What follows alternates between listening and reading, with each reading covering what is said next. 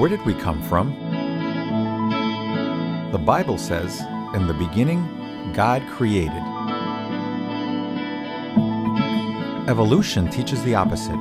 No one created. It all happened by itself. Which one is the truth? This is Headquarters. Doc M. Jackie.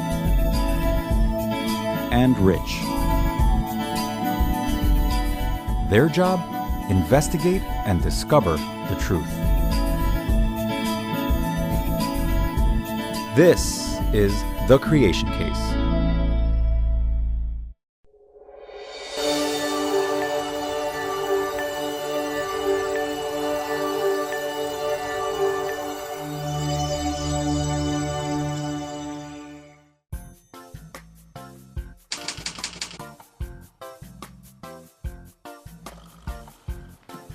Hi, Jackie.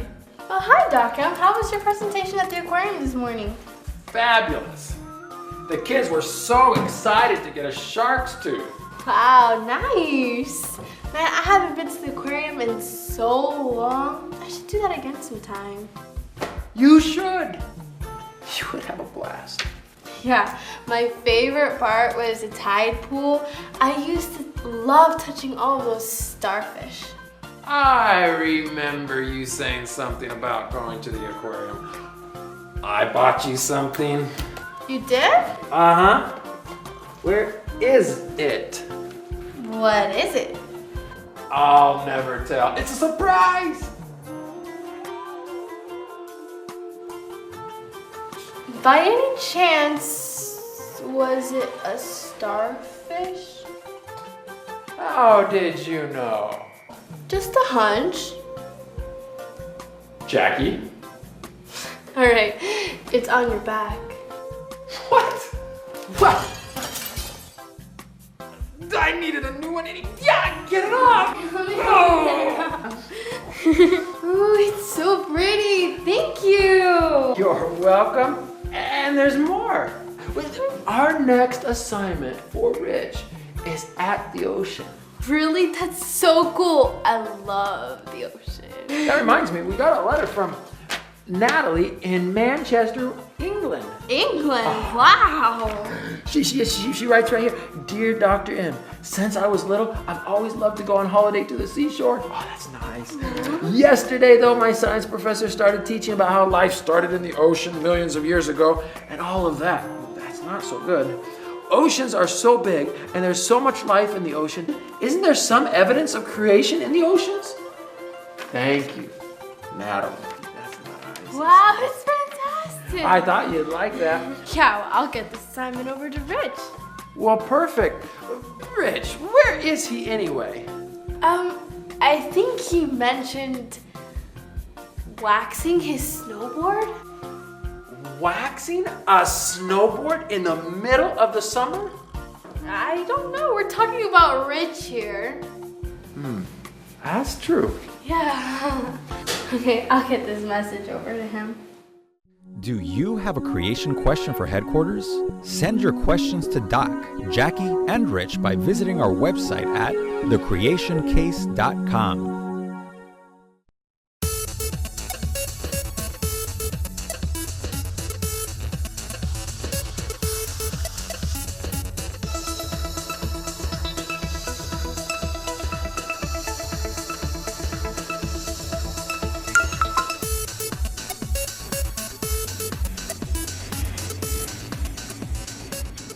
Hey, I think we got a new message. Maybe it's our new assignment. Hi, Rich. I have your next assignment, and lucky me, it's one of my favorite topics, the ocean. Ooh, the ocean. We need to know, is there any evidence for creation in Earth's oceans?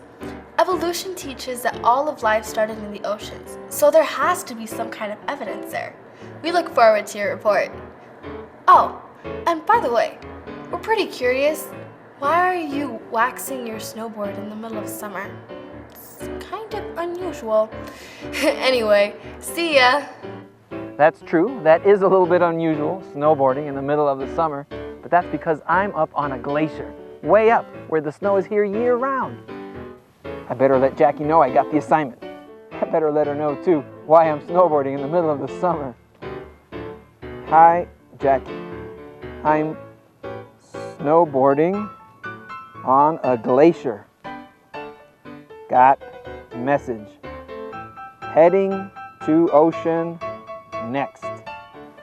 All right, I need to write this in our journal.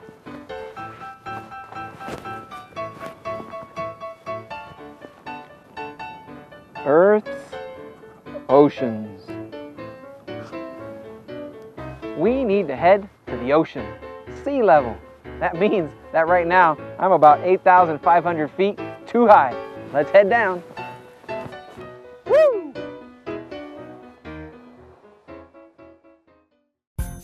Help us investigate today. Download and print your own free journal study guide at thecreationcase.com.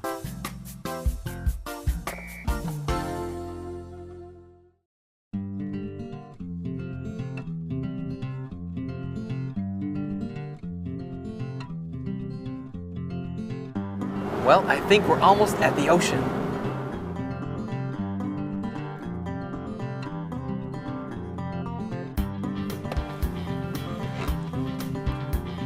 Wait a second. Where did the ocean go? Oops. This isn't the ocean. This is an ancient ocean. Look what we're standing on. Huge salt flat. A big ancient seafloor that's dried out here in Utah. At one point, all this was the bottom of a huge sea. But how could that be? We're 500 miles away from the Pacific Ocean. Wow, that's salty. Dried out inland seas like this one are found all over the world. Other seas out there still have water in them and have been shrinking for centuries. This one is over 4,000 feet above sea level. How did a sea get way up here? That's quite high for a saltwater sea. There's only a couple ways to explain how a huge inland sea could form. Since secular scientists won't consider the idea of a global flood, they say water originally got here from melting glaciers or rain. They say tens of thousands of years of rain and evaporation slowly built up all this salt. The other explanation is that the flood covered the entire Earth with one huge salty ocean. This is actually one of the flattest places on the planet. Race car drivers come here to race and test their cars to see how fast they can go. Why don't we go for a ride?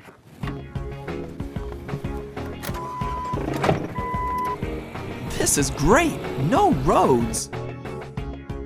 The floodwaters eventually drained away, leaving pockets of large salty lakes trapped all over the surface of our planet. Over the last few thousand years, they have been shrinking and drying up. Evolution teaches that all life started about 3 billion years ago from a salty ocean. There's a problem with that, though. We can measure the salt in the ocean every year, and we see that it's getting saltier. We can also do the math backwards to see how long it's been salty. The math says there's no way the ocean could have been salty 1 billion years ago. That's a pretty huge problem because evolution teaches that the first creatures evolved from a salty ocean 1 billion years ago.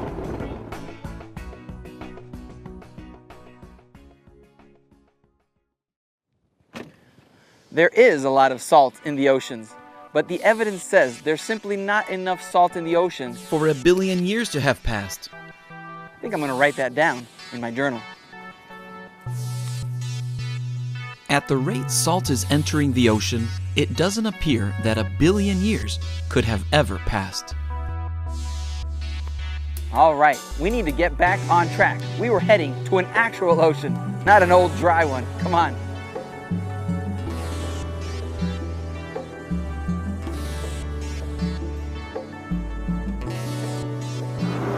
As I mentioned, the nearest ocean is the Pacific Ocean, 500 miles that way. You know, a lot of water would be required to cover the whole planet. Where did all that water come from? The Bible says that during the flood, the water came from 2 places. It rained for 40 days and 40 nights, and that it erupted from underground. Exploding water from underground. Wow, God is powerful. Psalms 95:5 says, "The sea is His, for He made it." If He could create it, He could easily command it to burst. So the surface of the earth split open and water gushed out. The Bible says the water gushed out for 150 days.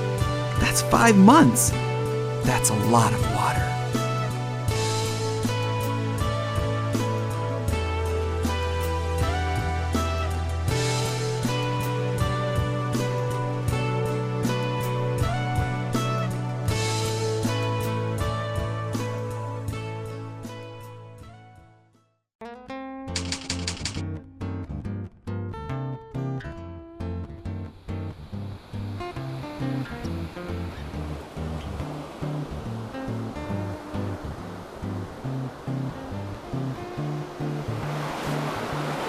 We made it to the Pacific Ocean, the largest ocean in the world. Imagine all this water and much, much more flooded the entire earth at the time of the flood. There was enough water to cover the tallest mountains of the earth at that time. All the mountains we see now probably formed during or after the flood because of all the movement of the earth's crust. Mount Everest didn't have to be covered because it probably didn't exist till after the flood.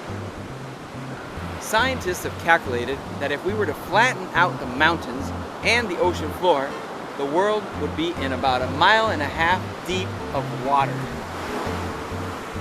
In other words, we really don't need that much more water to have a global flood.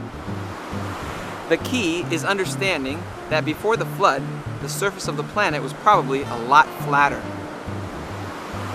So is there any evidence of cracks in the earth where water would have come bursting forward? Surely there would be some evidence of something so dramatic. Well, there are a lot of cracks on the surface where molten lava comes out.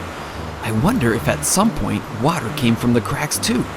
There really is no way of knowing for sure where the flood waters burst from. One of my favorite parts of walking on the beach is looking for shells and fossils.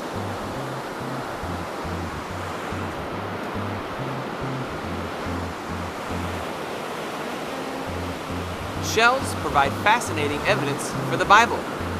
When a clam dies of natural causes, it relaxes and opens up.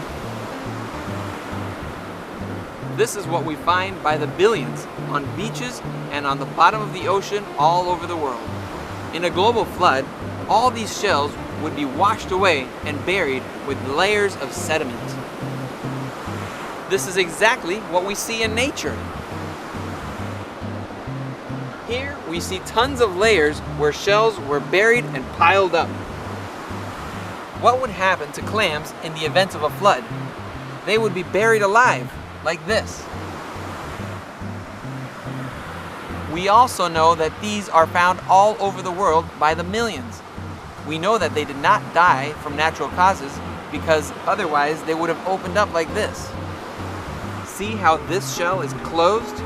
That's how we know that this clam was buried alive, because it never got to open up.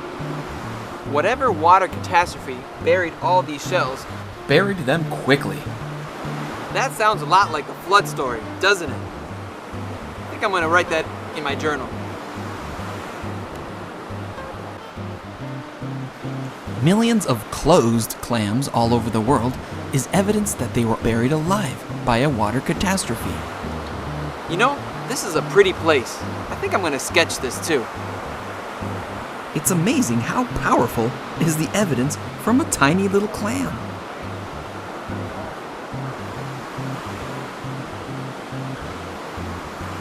Did you know that layers of shells like this one are even found on top of Mount Everest?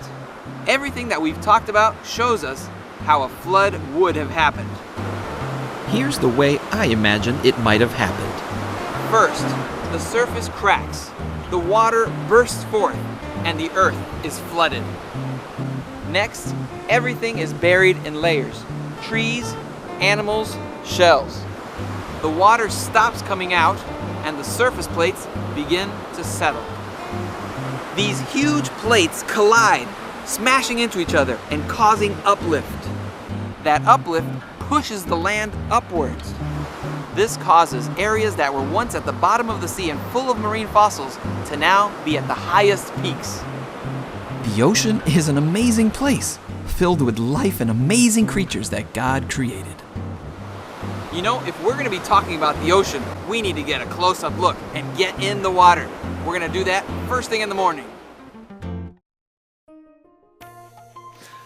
Hi everyone, it's Doc M here at headquarters. Got some new evidence I want to show you. It blows me away. Have you ever heard of the Fibonacci numbers? It's a series of numbers. 0, 1, 1, 2, 3, 5, 8, 13, 21. It goes like this. Let me write them out. 0, 1, 1, 2, 3, 5, 8, 13, 21, and you could keep going, getting bigger and bigger. Each number is the sum of the two numbers before it. Let's look at it. We start with 0 and 1, make 1. 1 plus 1 equals 2. 1 plus 2 equals 3. 2 plus 3 equals 5. 3 plus 5 equals 8. 5 plus 8 equals 13. 8 plus 13 equals 21. You follow this pattern of math to make bigger and bigger numbers. There's nothing random about it. It's a very clear pattern. When we see patterns, that means there is some sort of intelligent plan behind it. When we see things that are just random, then it's just random. No intelligence. Random would be like 9, 15, 3, 27, 11, all mixed up. Did you know the Fibonacci numbers are very commonly found in nature? Wait, you say. Yep, intelligent mathematical patterns in nature. I told you it's exciting. Check this out. Let's take the Fibonacci numbers and make a drawing out of them. 0 and 1. Since 0 has no value, no space, but 1. 0 plus 1 equals 1. 1 plus 1 equals 2. 2 plus 1 is 3. 3 plus 2 is 5. 5 plus 3 is 8. And we could keep going. This is a Fibonacci spiral. Watch.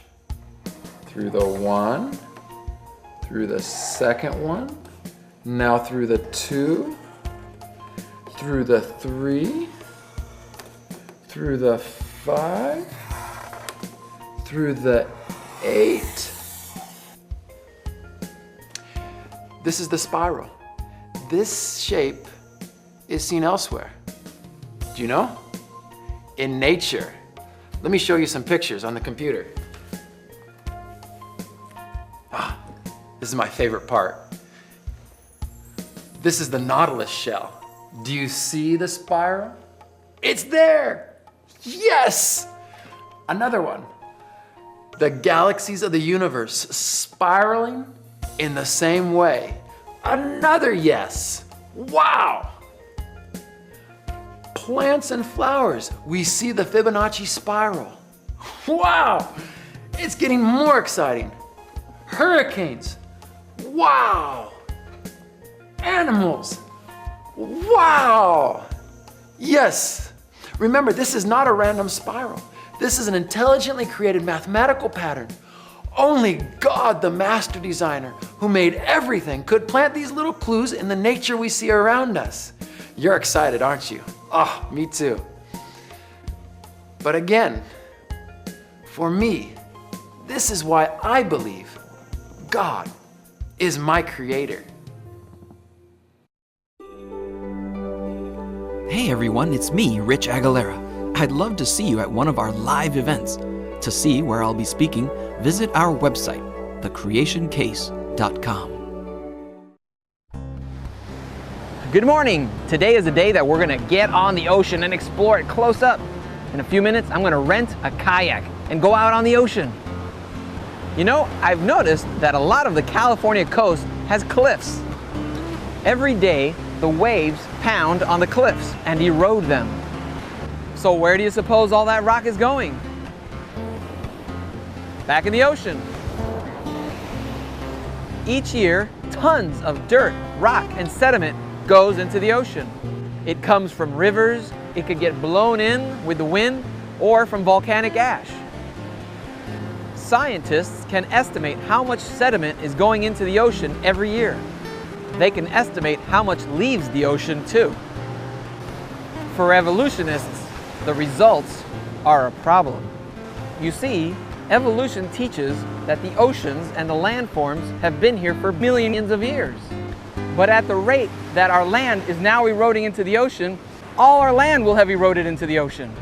The land is eroding into the ocean so quickly that evolution doesn't have the millions of years that it needs for stuff to evolve. Remember, evolution needs millions of years, but the rate of erosion doesn't allow them that much time. That's amazing. I think I'm going to write that down in my journal. It seems like land is eroding into the ocean way too fast for this to have been going on for millions of years. Well, the kayak place is just up ahead. I can't wait to get on the water.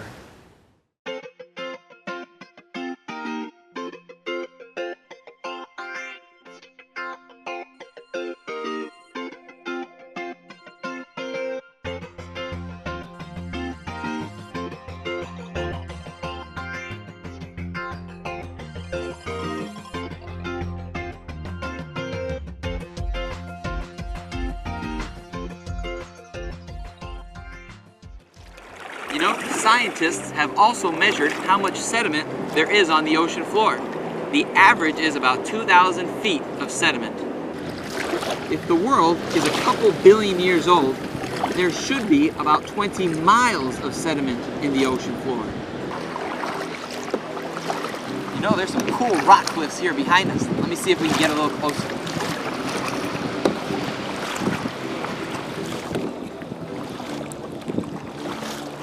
If the world has existed for billions of years, all the continents should have eroded into the oceans 100 times by now.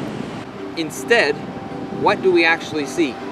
We see an inadequate amount of sediment on the ocean floors. That provides more proof that a global flood happened recently.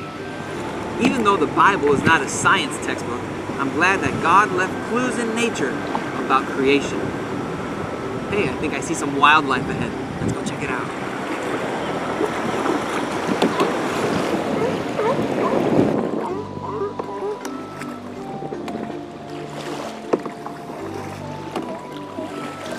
Sure enough, there's a bunch of seals here. Let's go visit them. Here's something fascinating about seals. Did you know that they can hold their breath for almost 2 hours? Wow! Let's go over and see if we can talk to them.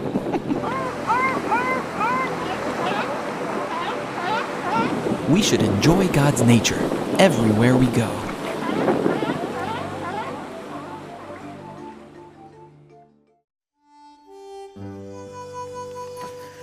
You know, I was really amazed at the size of the dry salt flats we visited in Utah. There were miles and miles of nothing but salt. And did you see the Jeep? I had to go through the car wash like 5 times. It's really powerful evidence that at some point, water covered the entire earth, like the Bible says. Well, I need to finish up my report and get it over to HQ. Remember, if you want to read it, just go to our website. At the rate salt is entering the ocean, it doesn't appear that 1 billion years could have ever passed.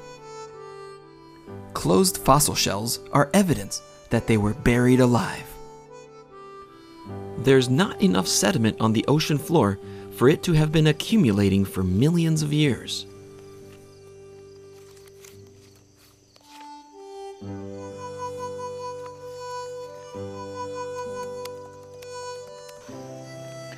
You know, salt is used to preserve food so that it doesn't rot or go bad.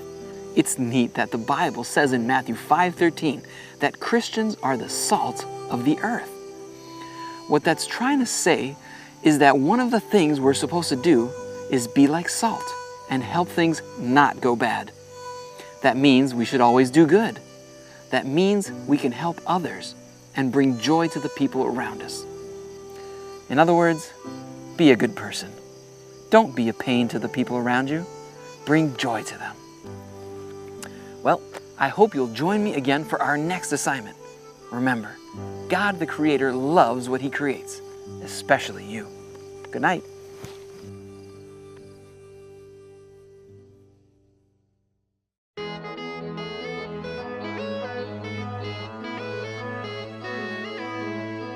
Bloopers! Don't leave yet!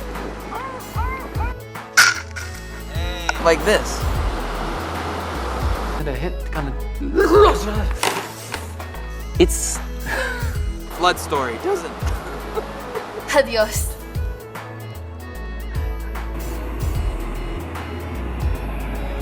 We really don't need. Oh! Catastrophe buried all these. Where's my pocket? I think I'm gonna write that down in.